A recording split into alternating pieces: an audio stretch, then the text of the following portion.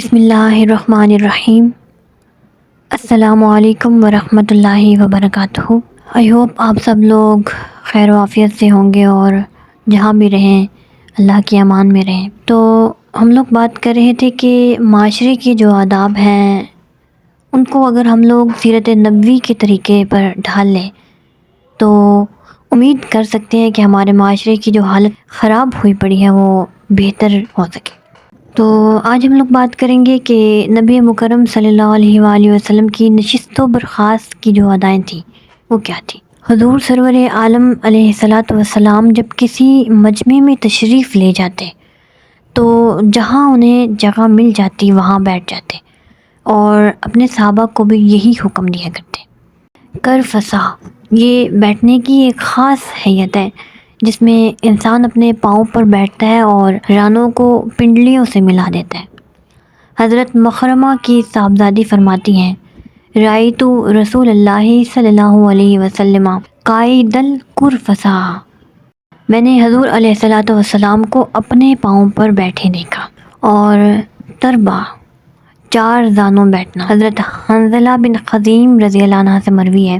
وہ فرماتے ہیں کہ حضور علیہ الصلاۃ والسلام کی خدمت میں حاضر ہوا، میں نے دیکھا کہ حضور علیہ الصلاۃ والسلام چار زانوں ہو کر بیٹھے ہیں۔ اور اسی طرح احتبا، یہ عمل ایسا ہے کہ انسان اپنے گھٹنوں کو کھڑا کر کے انہیں اپنے دونوں ہاتھوں سے گھیر لے۔ حضرت ابن عمر فرماتے ہیں، میں نے آقا علیہ الصلاۃ والسلام کو کعبہ شریف کے صحن میں دیکھا کہ حضور علیہ الصلاۃ والسلام احتبا کی صورت میں تشریف فرما تھے۔ حضور سرور عالم صلی اللہ علیہ وآلہ وسلم جب کافی دیر تک اپنے صحابہ سے محو گفتگو رہتے تو کبھی کبھی اپنی نگاہوں کو آسمان کی طرف بلند کرتے۔ ہمارے آقا مولا کا تکیہ لگانے کا انداز کیا تھا کہ صفوان بن اسال ایک روز اللہ تعالیٰ کے پیارے رسول صلی اللہ علیہ وآلہ وسلم کی خدمت میں حاضر ہوئے، دیکھا کہ حضور سرور عالم صلی اللہ علیہ وآلہ وسلم سرخ رنگ کے تکیے سے ٹیک لگائے بیٹھے ہیں۔ حضرت جابر بن سمرہ سے مروی ہے، انہوں نے فرمایا کہ میں بارگاہ رسالت میں حاضر ہوا، میں نے دیکھا کہ حضور صلی اللہ علیہ وآلہ وسلم نے بائیں جانب تکیہ رکھا ہے اور اس پر ٹیک لگائے بیٹھے ہیں۔ بسا اوقات حضور علیہ الصلاۃ والسلام کنویں کی منڈیر پر تشریف فرما ہوتے اور اپنے قدم مبارک کو کنویں میں لٹکا دیتے۔ اسی طرح حضرت ابو موسیٰ اشعری رضی اللہ عنہ فرماتے ہیں کہ ایک روز حضور صلی اللہ علیہ وآلہ وسلم قضاء حاجت کے لیے چار دیواری میں تشریف لیں گے، میں پیچھے پیچھے چلتا ہے، جب سرکار اس چار دیواری میں داخل ہوئے تو میں دروازے پر بیٹھ گیا اور دل میں کہا آج میں رسول اللہ صلی اللہ علیہ وآلہ وسلم کا دربان بنوں گا۔ حضور علیہ الصلاۃ والسلام قضاء حاجت سے فارغ ہونے کے بعد کنویں کی منڈیر پر بیٹھ گئے، اپنی پنڈلیوں سے چادر اوپر اٹھا لی اور انہیں کنویں میں لٹکا دیا۔ اور حضرت امام طبرانی اوسط میں حضرت ابو سعید خدری رضی اللہ تعالیٰ عنہ سے روایت کرتے ہیں کہ ایک روز سرور عالم صلی اللہ علیہ وآلہ وسلم اواف میں ٹھہرے، حضرت بلال حضور علیہ الصلاۃ والسلام کے ہمراہ تھے، حضور علیہ الصلاۃ والسلام نے اپنے دونوں قدم مبارک کنویں میں لٹکا دیے۔ اسی اثناء میں حضرت ابوبکر حاضر ہوئے اور اندر جانے کا اذن طلب کیا۔ حضرت بلال نے حضور علیہ الصلاۃ والسلام کی خدمت میں عرض کی، فرمایا یا بلال اذن لہ وبشرہ بالجنت، اے بلال انہیں اندر آنے کی اجازت دو اور جنت کی خوشخبری بھی سناؤ۔ حضرت صدیق اندر آئے اور حضور علیہ الصلاۃ والسلام کی دائیں طرف منڈیر پر بیٹھ گئے، اور جس طرح حضور علیہ الصلاۃ والسلام نے اپنے پاؤں کنویں میں لٹکائے تھے آپ نے بھی اپنے پاؤں لٹکا دیے۔ کچھ دیر کے بعد حضرت عمر حاضر ہوئے، بلال نے بارگاہ نبوت میں ان کی آمد کی اطلاع دی۔ حضور علیہ الصلاۃ والسلام نے فرمایا یا بلال اذن لہ وبشرہ بالجنت، اے بلال انہیں اندر آنے کی اجازت دو اور انہیں جنت کی خوشخبری سناؤ۔ آپ داخل ہوئے اور سرور عالم کے بائیں جانب منڈیر پر بیٹھ گئے اور اپنے پاؤں کنویں میں لٹکا دیے۔ اور اسی طرح کچھ دیر بعد حضرت عثمان حاضر ہوئے، حضرت بلال نے ان کی آمد کی اطلاع دی۔ حضور علیہ الصلاۃ والسلام نے فرمایا اذن لہ یا بلال وبشرہ بالجنت الا بلوی تصیبہ، کہ انہیں اندر آنے کی اجازت دو، انہیں جنت کی خوشخبری سناؤ اور اس مصیبت کی بھی جو انہیں پہنچے گی۔ حضرت عثمان داخل ہوئے اور حضور علیہ الصلاۃ والسلام کے ساتھ بیٹھ گئے اور پاؤں کنویں میں لٹکا دیے۔ اللہ کے پیارے حبیب محمد مصطفیٰ صلی اللہ علیہ وآلہ وسلم کی صحابہ کے ساتھ نشست کا انداز کہ حضرت انس بن مالک رضی اللہ عنہ روایت کرتے ہیں کہ حضور علیہ الصلاۃ والسلام جب اپنے صحابہ کے درمیان تشریف فرما ہوتے تو اپنے گھٹنوں کو اپنے ہم نشینوں سے آگے نہ کرتے۔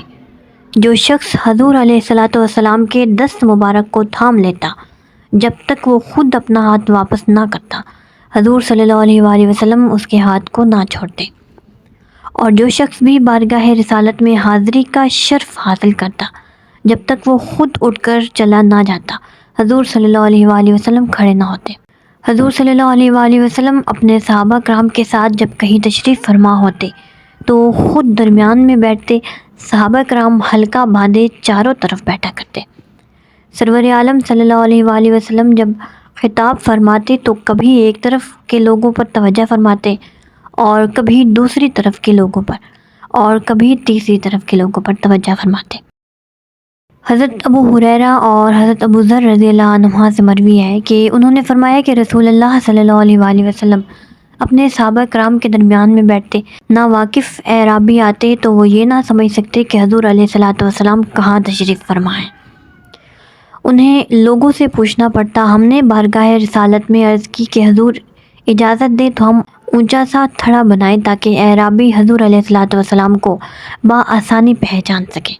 چنانچہ ہم نے ایک تھڑا بنایا، حضور صلی اللہ علیہ وآلہ وسلم اس پر تشریف فرما ہوتے اور ہم ایک دوسرے سے پیچھے صفیں باندھ کر بیٹھ جاتے۔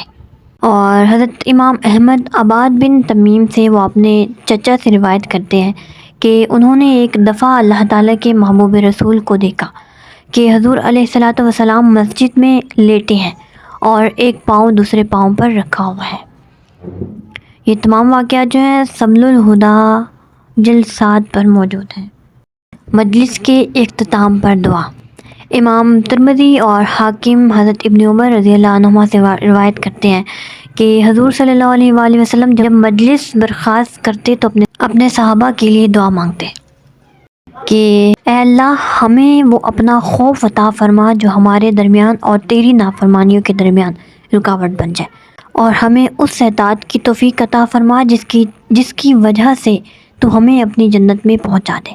ہمیں ایسی قوت یقین ارزانی فرما جو دینوی مصیبتوں کو ہمارے لیے آسان فرما دے۔ جب تک تو ہمیں زندہ رکھے، ہماری قوت سماعت، ہماری بینائی اور ہماری بدنی طاقت سے ہمیں متمتع فرما اور اس کو ہمارا وارث بنا، اور جو ہم پر ظلم کرے اس سے ہمارا انتقام تو لے۔ تو ہمیں مدد دے ان لوگوں کے خلاف جو ہم سے عداوت کرتے ہیں۔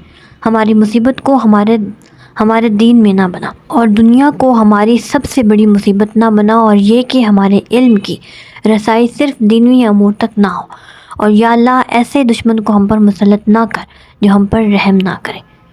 ہر مسلمان کو چاہیے کہ یہ دعا ازبر کرے جب کسی محفل کے اختتام پر اٹھے تو ان کلمات طیبات سے بارگاہ الہی میں اپنی عرض پیش کرے۔ آئی ہوپ آج کی ویڈیو آپ لوگ کو پسند آئی ہوگی، اور دعا ہے کہ رب کریم ہمیں دین کا مکمل علم عطا فرمائے اور اس پر عمل پیرا ہونے کی توفیق عطا فرمائے، آمین۔ اور آج کی ویڈیو کے متعلق اپنی رائے کا اظہار مجھے ضرور دیجیے گا۔ تھینک یو سو مچ۔ اللہ حافظ۔